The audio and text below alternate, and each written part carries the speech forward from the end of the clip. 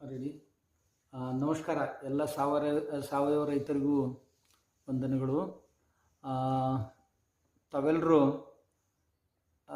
ಸಾವಯವ ಕೃಷಿಯನ್ನು ಮಾಡ್ತಾ ಇರುವಂಥವ್ರು ಮತ್ತು ಮಾಡಬೇಕು ಅಂತಕ್ಕಂಥ ಇಚ್ಛೆಯುಳ್ಳವರು ಎಲ್ರಿಗೂ ಸಹಿತ ಆ, ಹೇಳೋದೇನು ಅಂತಂದರೆ, ನಮ್ಮ ಪ್ರಕೃತಿಗಾಗಿ ಮತ್ತು ನಮ್ಮ ಭೂಮಿ ತಾಯಿಯ ಪ್ರಕೃತಿಯ ಸ್ವಾಸ್ಥ್ಯಕ್ಕಾಗಿ ಸಾವಯವ ಅವಶ್ಯ ಅನ್ನೋದನ್ನು ತುಂಬ ಜನ ಮನವರಿಕೆ ಮಾಡ್ಕೊಂಡಿದ್ದಾರೆ. ಉಳಿದವರು ಸಹಿತ ಆ ದೃಷ್ಟಿಯಲ್ಲಿ ವಿಚಾರ ಮಾಡ್ತಾ ಇದ್ದಾರೆ.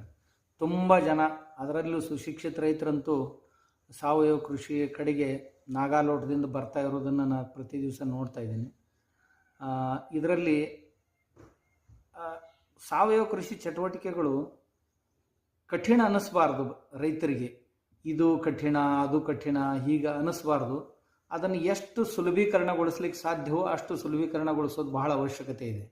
ಇದು ಸುಲಭ ಆಗದೇ ಇದ್ದರೆ ಎಲ್ಲರ ಕೈಗೂ ಎಟ್ಕೋದಿಲ್ಲ ಅನ್ನೋದು ಅಷ್ಟೇ ಸತ್ಯ.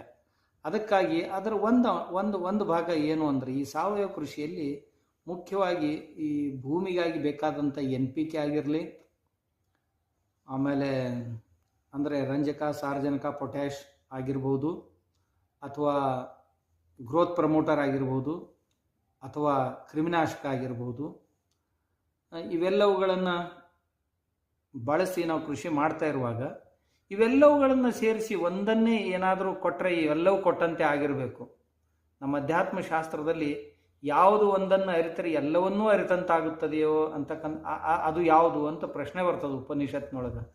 ಆಗ ಮಣ್ಣು ಒಂದನ್ನು ಅರಿತರೆ ಸಾಕು, ಎಲ್ಲ ಪ್ರಕಾರದ ಘಟಗಳು ಸಹಿತ, ಪಾತ್ರಗಳು ಸಹಿತ ಅದರಿಂದಾನೇ ಆಗಿವೆ ಅನ್ನೋದು ಗೊತ್ತಾಗುತ್ತೆ.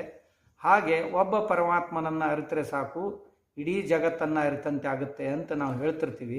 ಅದರಂತೆ ಈ ಸಾವಯವ ಕೃಷಿಯಲ್ಲಿ ಯಾವುದು ಒಂದನ್ನು ಮಾಡಿದರೆ ಎಲ್ಲವನ್ನೂ ಮಾಡಿದಂತೆ ಆಗುತ್ತೆ ಅಂತ ಕೇಳಿದರೆ, ನನಗನ್ಸಿದ ಮಟ್ಟಿಗೆ ಈ ಗೌಕೃಪಾಮೃತ ಏನಿದೆ ಇದರಲ್ಲಿ ಒಂದು ಸುಮಾರು 30 ಪ್ರಕಾರದ ಬ್ಯಾಕ್ಟೀರಿಯಾಗಳಿವೆ.